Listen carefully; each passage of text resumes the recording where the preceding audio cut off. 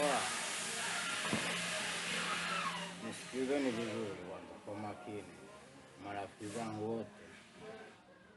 Maana hii video itakaa TikTok, itakaa Facebook na Instagram.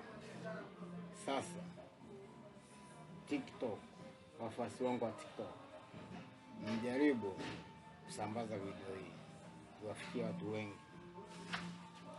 Ikiwezekana hata watu 10,000.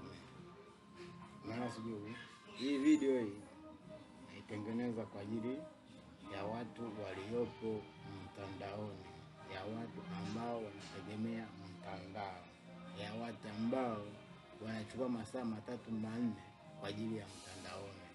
Sasa jaribu, ukipata video hii jaribu kuifollow, like, comment. Alafu na mimi itakapofika kwangu au comment na like kulingana na profile yako unavyodai. Mimi nitatekeleza hivyo kulingana na profile yako unavyodai, nitakufanyia hivyo. Sasa na mimi nakuomba wewe msikilizaji, mtazamaji wa video hii, nimeitengeneza kwa ajili yako wewe. Nimetengeneza kwa ajili yako wewe rafiki yangu. Tupeane faida, tupeane udamu. Leo zingatia hiyo. Naona hapo nimepigia mavazi yangu ni meusi. Maana yake vitu vyangu vyote ni vyeusi. Sasa shindwa kufollow mtoto wa Kiafrika, shindwa kulike mtoto wa Kiafrika. Mimi ndo mtoto wa Kiafrika, kijana wa Kiafrika. Hapo like, follow, comment, share live. Utakapofika TikTok, utakapofika YouTube, utakapofika Facebook, jitahidi kufuatilia video hii. Inachukua dakika 2 na sekunde kadhaa.